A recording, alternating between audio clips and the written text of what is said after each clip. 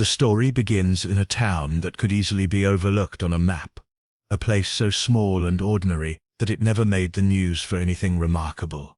The streets were quiet, lined with trees that swayed gently in the wind, and the people who lived there knew each other by name. It was the kind of town where doors were left unlocked, and children rode their bikes past neighbors who always waved.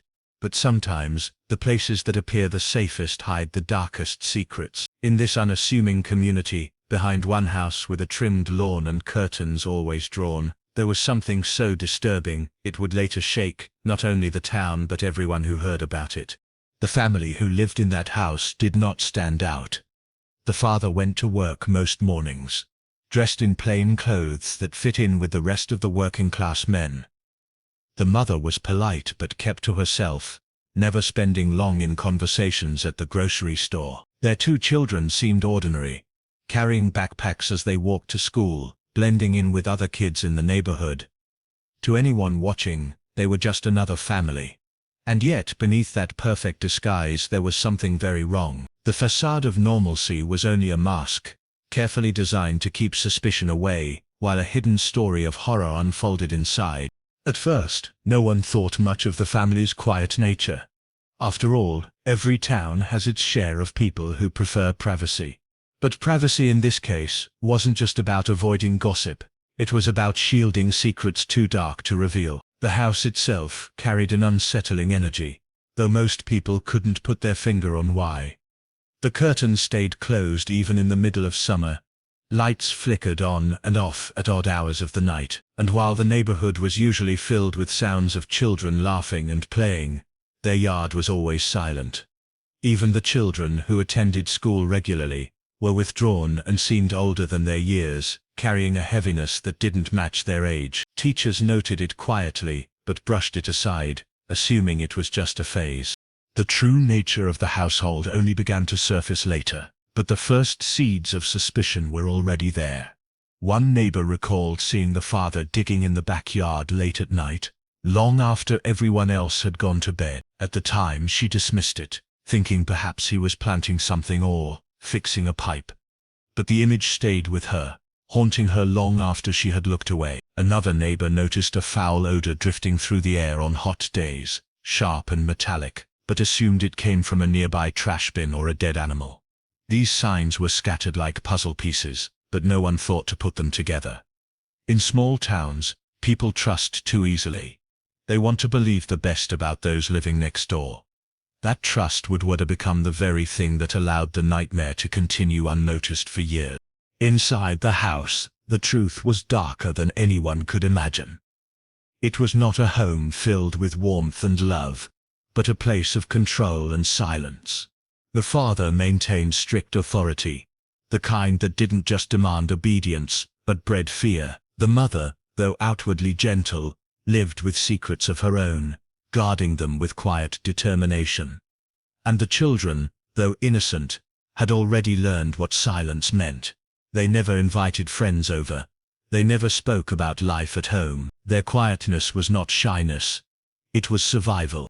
What made the case unforgettable wasn't only the horror of what would eventually be uncovered, but the chilling realization that evil had been thriving in plain sight, undetected by everyone.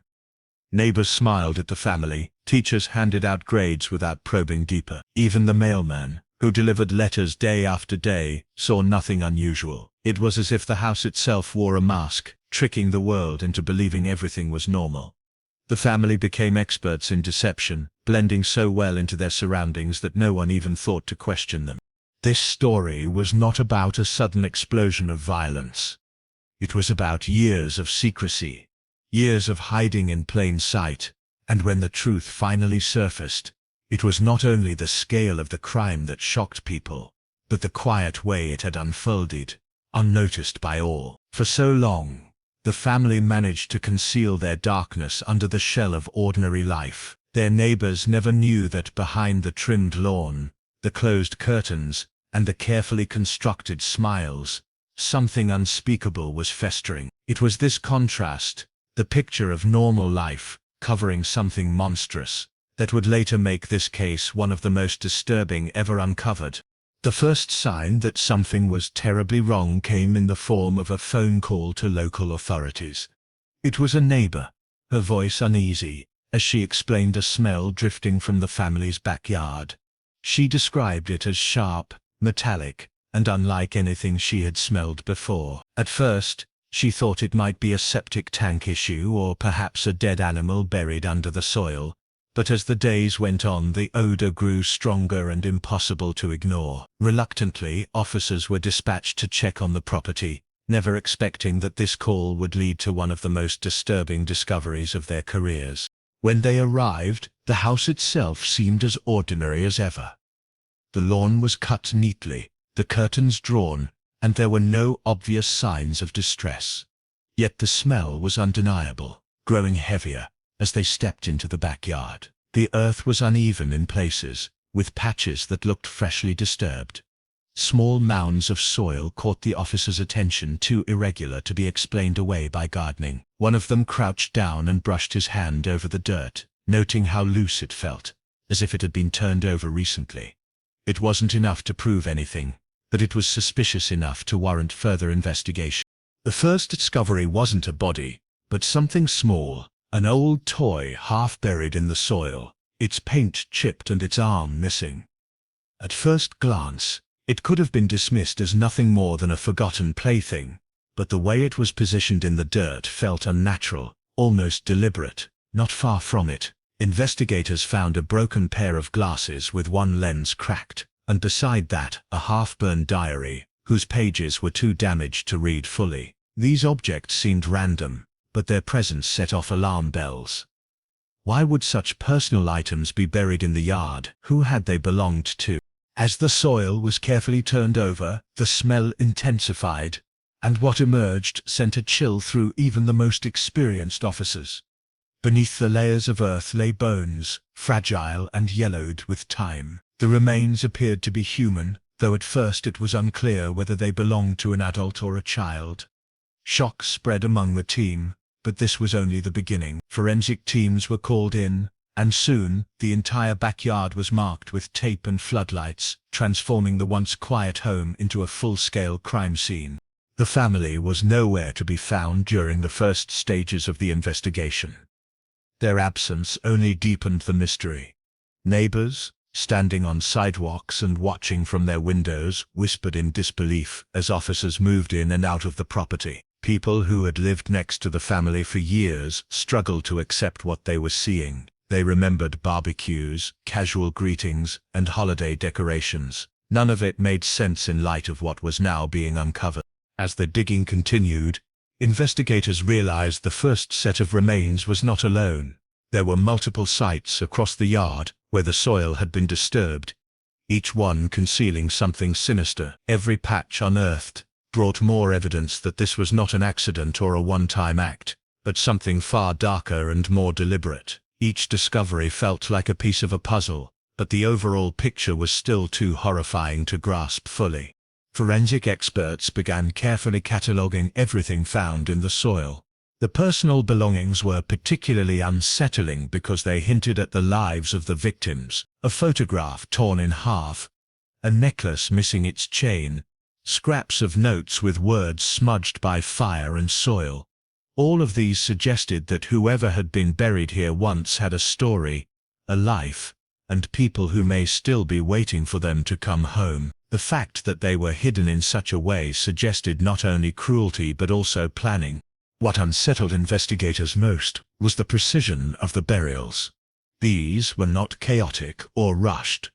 The soil had been packed evenly, the depth consistent, and the objects placed carefully alongside the remains. It was as if someone had wanted each burial to hold meaning, as if the items were trophies or tokens of control. This chilling level of detail pointed to a mind that was not only disturbed, but methodical. It became clear that this was not the work of an impulsive act of violence. It was something far more calculated, something that had gone unnoticed for a long time.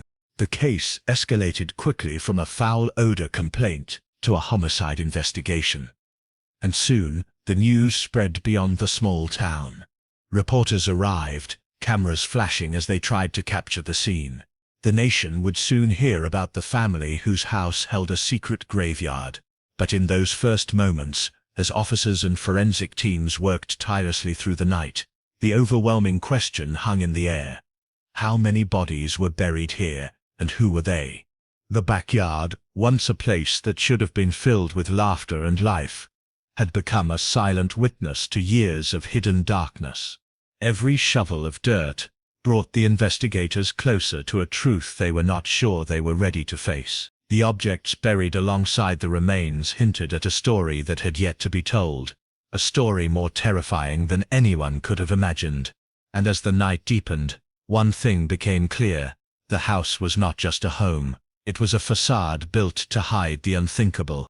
The digging continued long after the first remains were found, and with each layer of soil removed, the horror only grew.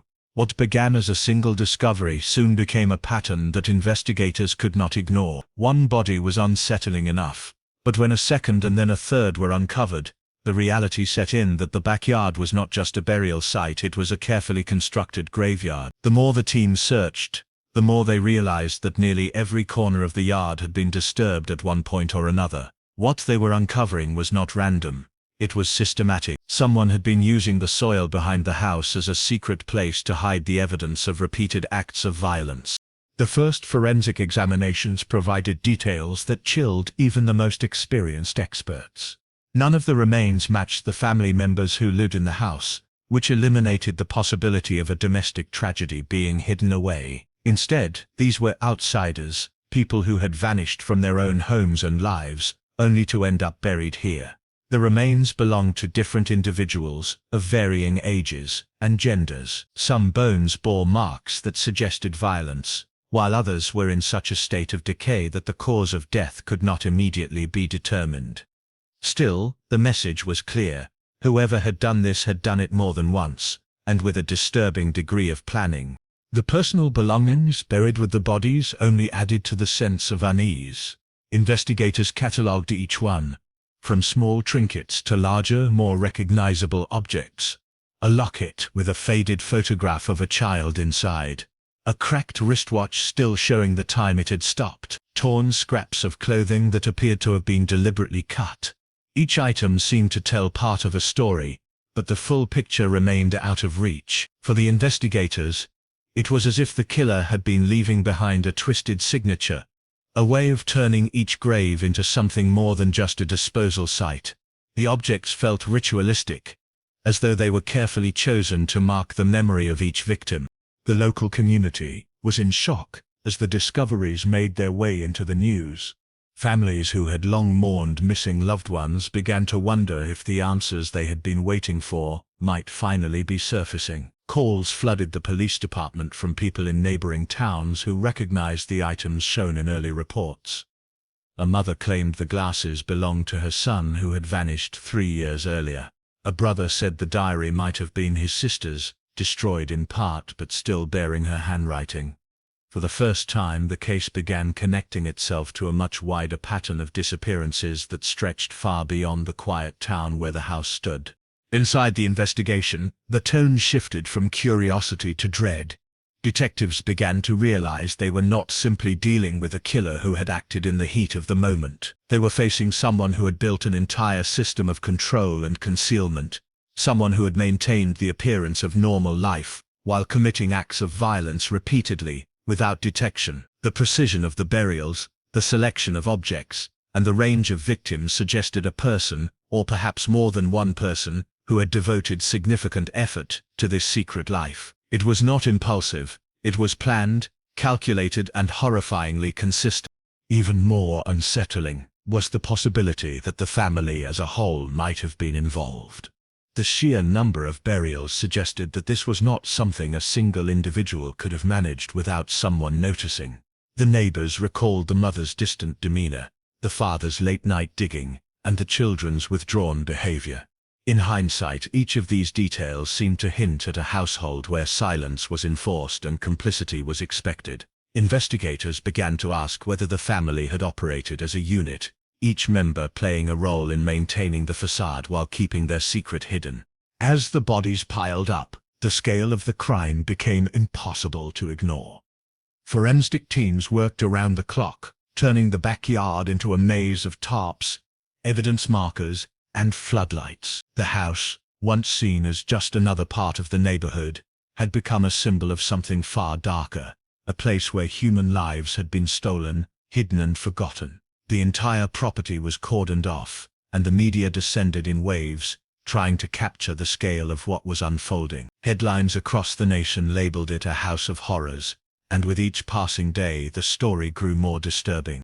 The detectives leading the case were left with questions that seemed impossible to answer. How many bodies were there in total? How long had this been going on? And perhaps most importantly, how had no one noticed until now? The family had lived among their neighbors for years, sharing polite greetings and giving no indication of the nightmare buried beneath their feet. The ordinary life they had presented to the world was so convincing that no one ever thought to look deeper. As the third chapter of the investigation unfolded, one grim truth became undeniable. The backyard graves were not accidents or isolated tragedies. They were the work of someone who had turned murder into a routine, a ritual carefully hidden behind the mask of normal family life. And while the number of victims continued to rise, the most chilling question remained unanswered. Where was the family now, and what role had each of them played in creating this hidden graveyard? The discoveries in the backyard had already shaken the investigators, but the true scale of the case only began to surface when the team started cross-referencing the remains with missing persons reports. Each personal item pulled from the soil provided a possible connection to a life that had once been lived outside the walls of the house. Detectives pored over reports from neighboring towns and even distant counties, trying to identify patterns. What they found was staggering. Over the span of nearly a decade, dozens of people had gone missing under circumstances that were never explained. Many were written off as runaways, while others were dismissed as victims of accidents or foul play that had never been proven. Now, with the graves in the backyard, those once cold cases were finding new life, and all signs pointed back to this single family. The father quickly emerged as a person of interest. His employment history revealed long gaps, periods of time when he claimed to have been working out of town, yet there were no official records to verify his claims. Instead, what investigators found were receipts from gas stations and motels along routes that matched the locations where people had last been seen alive. It was as though he had traveled with a purpose, moving through towns and leaving behind a trail of disappearances. The more they dug into his past, the clearer it became that his life outside the home had been anything but ordinary. Attention soon turned to the mother. Outwardly, she had always appeared soft-spoken and unassuming, but her family members painted a different picture. Relatives described her as secretive, often cutting ties without explanation, and fiercely protective of her children to the point of paranoia. Old photographs showed her looking detached, her smile never quite reaching her eyes. Investigators began to suspect that she was not just a passive bystander, but an active participant in concealing the crimes. Household financial records showed frequent purchases of supplies that could be linked to the burials: gardening tools, heavy-duty plastic and large containers of bleach. Though nothing on its own was incriminating, the pattern was undeniable when viewed alongside the mounting evidence. The children presented a more complex picture. Teachers and classmates remembered them as quiet, withdrawn, and unusually cautious for their age. They rarely joined group activities, and whenever conversations about family arose, they quickly fell silent. Some educators had reported concerns to social services years earlier, but nothing ever came of it. Now, in hindsight, every detail seemed significant. Had they witnessed the burials? Were they victims of psychological manipulation, raised in an environment where silence was not just encouraged but demanded? Or had they been involved in ways too unsettling to imagine? The possibility that the crimes had been normalized within the household disturbed even the most seasoned investigators. As detectives pieced together the evidence, a chilling narrative began to take shape. The disappearances were not random. Each victim appeared to have been carefully chosen. Some were hitchhikers, others were people struggling with unstable home lives, and a few were individuals who had slipped through society's cracks, their absences barely noticed. The family seemed to have targeted people whose vanishings would not raise immediate alarms, reducing the risk of being caught. This pattern revealed not only opportunity but strategy. The crimes were not just acts of violence, they were calculated, and each decision had been made with precision.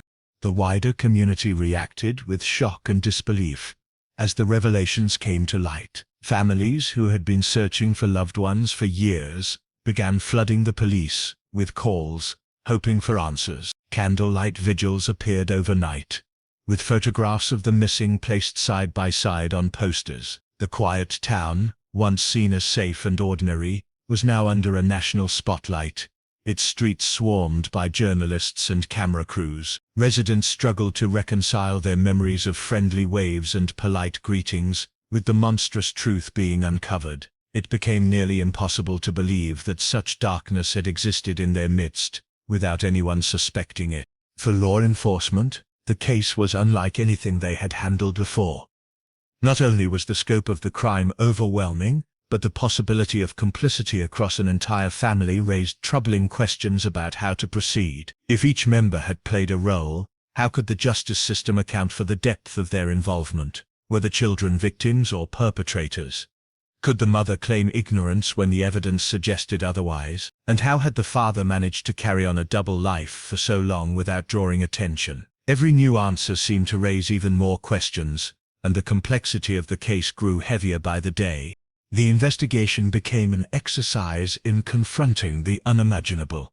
The image of a family, a symbol of safety and unity, had been corrupted into something grotesque. Instead of nurturing life, their household had concealed death. Instead of offering protection, they had created fear. And instead of being remembered for the ordinary lives they presented to the world, they were now etched into history as the keepers of a hidden graveyard. By the time the fourth stage of the investigation concluded, one thing was undeniable: the crimes were not the work of chance, nor of a single moment of madness. They were the product of years of planning, silence, and control, all hidden beneath the surface of ordinary life. And as detectives stared at the growing list of victims, one haunting realization remained. If the family could carry out such acts undetected for so long, how many others like them were out there, living quietly behind closed doors, their secrets still buried in the ground? The final stage of the investigation revealed the most disturbing truths of all. As forensic teams finished excavating the backyard, the total number of graves far exceeded initial estimates. What investigators thought might have been a handful of victims turned into a staggering total that stretched back more than a decade. Each body told a different story, yet all were connected by the same horrifying thread: a family that had turned its home into a place of silence, control, and death. The sheer scale of the discovery shook even the most hardened detective. It was not simply a crime scene anymore. It was a monument to cruelty, a reminder of how long unimaginable horrors can remain hidden in plain sight. The personal items found alongside the bodies became the key to piecing together the twisted logic behind the burials. Each object was not random, but symbolic. A watch to mark stolen time, a necklace to represent ownership, a diary half-burned to silence a voice forever. These tokens revealed something deeply unsettling about the perpetrator's mindset. It was not enough to end a life. There had to be a ritual, a souvenir, a permanent reminder of the control exerted over another human being. Investigators began to see the graveyard not only as a place of disposal, but as a kind of shrine to cruelty, constructed slowly and deliberately by those who lived in the house. The father, once thought to be the central figure, was now seen as the architect of the violence. His patterns of travel matched too closely with missing persons reports to be coincidence. His financial records showed gaps that aligned with the disappearances, and the tools found in the shed matched marks on several of the remains. He had maintained a mask of normalcy, presenting himself as a working-class man, while secretly carrying out acts of brutality. Yet, as the evidence mounted, it became clear he had not acted alone. The mother's role was less direct, but no less haunting. While there was no evidence she had committed the killings herself, the purchases she made, the silence she kept, and the distance she maintained from her own relatives suggested complicity. She had lived in the same house where the graves multiplied, had smelled the same odor drifting through the summer air, and had seen the late-night digging in the yard. To pretend ignorance would have been impossible. Her greatest crime was not the act itself, but the silence, the choice to protect the secret rather than the innocent lives it consumed. The children remained the most tragic part of the story. Too young to have chosen their circumstances, they had been raised in a home where secrecy was survival. Their withdrawn behavior, their reluctance to speak of life at home, their anxious presence in school, all of it pointed to the weight of what they had hidden. Whether they had participated in the burials or merely watched them unfold, the damage was already done. They had grown up surrounded by death, taught to normalize the unimaginable. Their silence had protected them from suspicion for years. But in the end, it also became a symbol of how deep the family's darkness ran. The town, once so quiet and unremarkable, was left reeling from the truth. Neighbors struggled to accept that the people they had lived beside for years had harbored such monstrous secrets. They remembered the father offering a polite nod while mowing his lawn, the mother handing out candy on Halloween, the children walking to school like everyone else. The ordinary images now felt tainted, as though every interaction had been a lie. The sense of betrayal cut deeply, not only because of what had been done but because of how well it had been hidden. If such evil could thrive undetected in their neighborhood, what else might be concealed behind the walls of ordinary homes? When the case finally closed, the graves were exhumed, the objects catalogued, and the property condemned. The house that had once stood as a symbol of ordinary family life was now known as a house of horrors, a place no one could pass without feeling the weight of what had been buried there. The victims were identified one by one, and their names were read aloud in vigils that brought tears and anger to communities far beyond the town. Families who had long lived without answers finally knew the truth, though it brought no comfort, only grief renewed by the horrifying details of their loved ones' final moments. The story spread nationwide, not only because of the scale of the crime, but because of what it revealed about human nature. It forced people to confront the reality that evil does not always announce itself loudly.